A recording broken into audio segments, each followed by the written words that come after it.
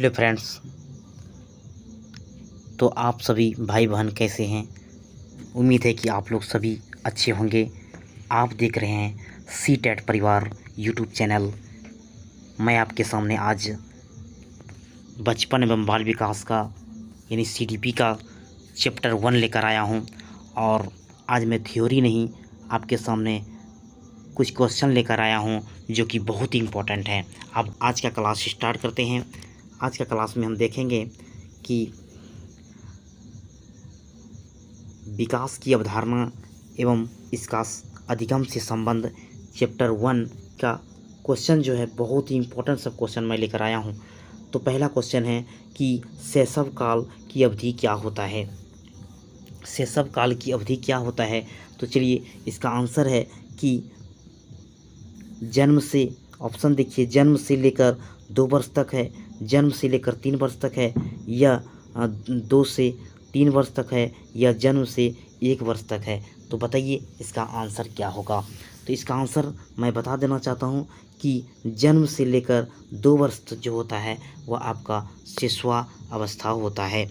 ठीक है, शैशव काल होता है।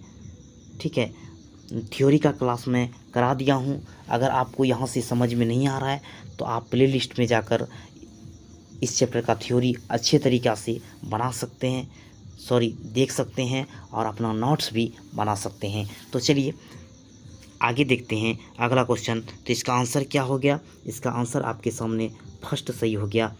अगला क्वेश्चन देखिए। अगला क्वेश्चन दूसरा नंबर क्वेश्चन है आपका, निम्नलिखित में से कौन सा आयु समूह परवर्ती अवस्था की श्रेणी के अंतर्गत आता है? तो इसमें बताइए कौन सा होगा, 11 से 18 वर्ष, या 18 से 24, या तीसरा क्वेश्चन आपका है, तीसरा ऑप्शन है आपका है जन्म से 6 वर्ष तक, या 6 से 11 वर्ष तक। तो इसका आंसर दीजिए क्या होगा, बताइए इसका आंसर क्या होगा।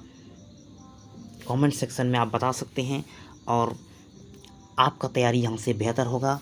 आप छोटा से छोटा डेली टारगेट फिक्स करें और उस टारगेट को अचीव करने में पूरे दिन लगा दें। आपकी लाइफ ऑटोमेटिक सेटल हो जाएगी। तो चलिए देखते हैं तो इसका आंसर क्या होगा, बताइए आप लोग। तो इसका आंसर मैं बता देता हूँ, ऑप्शन नंबर डी सही हो जाएगा। 6 से 11 वर्ष जो है आपका परवर्ती जो है बाल्यावस्था का परवर्ती ये एज होता है, जो कि बहुत इम्पोर्टेंट है। चलिए अगला क्वेश्चन देखते हैं। 3 नंबर क्वेश्चन आपका है कि निम्नलिखित में से कौन सा कथन विकास और अधिगम के बीच संबंध को सर्वश्रेष्ठ रूप से जोड़ता है, सर्वश्रेष्ठ रूप में जोड़ता है? तो ऑप्शन पहला है कि विकास अधिगम से स्वतंत्र है, अधिगम विकास के पीछे रहता है, या सी नंबर ऑप्शन आपका है अधिगम और विकास समानार्थक परिभाषित शब्द संबंधित हैं, या अधिगम और विकास एक जटिल तरीके से अंतः संबंधित हैं। तो बताइए इसका आंसर क्या होगा। तो इसका आंसर क्या हो जाएगा दोस्तों, हम सब भाई बहनों से रिक्वेस्ट करेंगे कि आपको अगर अच्छा वीडियो लग रहा है तो आप लाइक ज़रूर कर दें, क्योंकि इसी से मुझे मोटिवेशन मिलता है और मैं मेहनत करके आपके सामने वीडियो को लाने का प्रयास करता हूं। तो चलिए इसका आंसर बताइए, तीसरा नंबर का आंसर क्या होगा। तो इसका आंसर क्या हो जाएगा, तो देखिए मैं बता देता हूं। इसका आंसर जो होगा ऑप्शन नंबर डी आपका सही हो जाएगा। अधिगम और विकास एक जटिल तरीके से अंतः संबंधित हैं। ठीक है, अगला क्वेश्चन देखिए आपका। अगला क्वेश्चन है 4वां नंबर क्वेश्चन है, निम्नलिखित में से कौन सा सूक्ष्म गति कौशल है? सूक्ष्म गति कौशल है तो सूक्ष्म जिसे हम महसूस कर सकते हैं, जैसे कि आपका एक हाथ है और यहाँ पर निम्नलिखित में से कौन सा सूक्ष्म गति, तो लिखना होगा, चढ़ना होगा, फुदकना होगा, या दौड़ना होगा। तो इसका आंसर आप बता सकते हैं।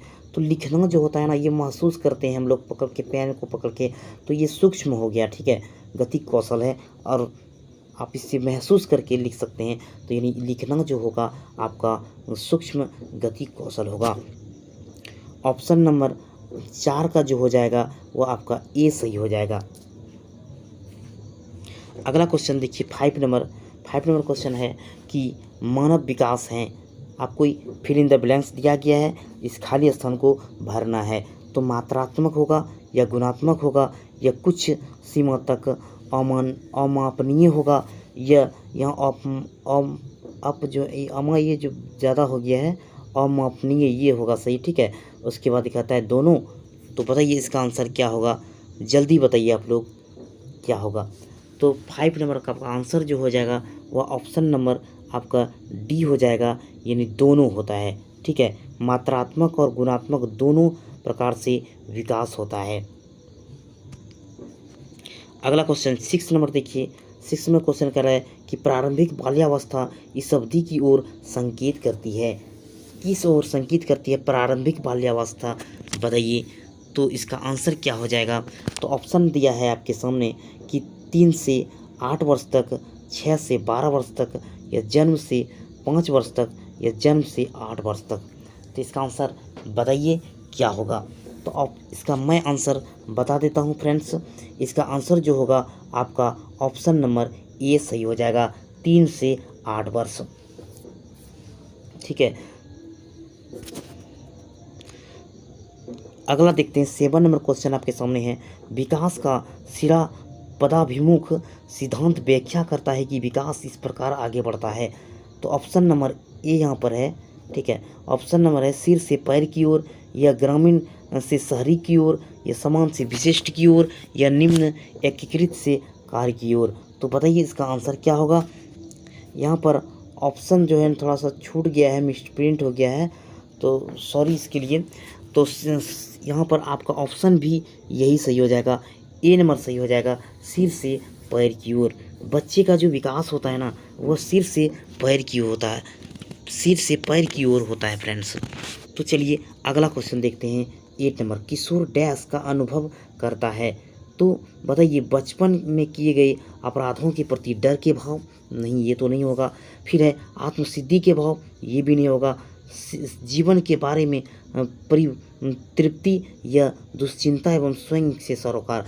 तो इसका आंसर जो हो जाएगा ऑप्शन नंबर डी सही हो जाएगा। क्योंकि देखिए इसलिए कि इस जो किशोरावस्था का जो एज होता है ना, इसमें बच्चे जो किशोरा होता है ना वो दुश्चिंता एवं स्वयं से अपने से मतलब रखता है। वो ज़्यादा इधर उधर किसी से बात नहीं करेगा, कहेगा मैं जो करूँगा वो सही है, और वो अपना जो है काम में लगे रहता है। वो उस अवस्था को, किशोरावस्था को तूफान की अवस्था भी कहते हैं। किशोरावस्था की थ्योरी क्लास में मैं पढ़ाया हूँ कि किशोरावस्था को तूफान की अवस्था भी कहते हैं। फ्रेंड्स मैं आपको बता देता हूँ कि मेरा थ्योरी क्लास अगर आप नहीं देखे हैं तो उसको ज़रूर देख लीजिए, बहुत इम्पोर्टेंट है। चलिए अगला क्वेश्चन आपका है 9 नंबर क्वेश्चन कहता है कि अवधारणाओं का विकास मुख्य रूप से डैश का हिस्सा है। तो किसका हिस्सा है ये आपको बताना है। तो बताइए इसका आंसर क्या होगा। इसका ऑप्शन दिया है बौद्धिक विकास, शारीरिक विकास, सामाजिक विकास, संवेगात्मक विकास। तो बताइए इसका आंसर क्या होगा। तो इसका आंसर जो हो जाएगा आपका A is the correct answer, यानी बौद्धिक विकास। अवधारणाओं का विकास मुख्य रूप से हिस्सा बौद्धिक विकास का होता है। ये शारीरिक भी होता है, सामाजिक होता है, संवेगात्मक, लेकिन बौद्धिक विकास आपका होगा यहाँ पर, ठीक है। अगला क्वेश्चन देखिए, और लास्ट क्वेश्चन आपके सामने मैं लेकर आया हूँ। अब देखिए लास्ट इसको मैं करके फिर क्लास को बंद करेंगे।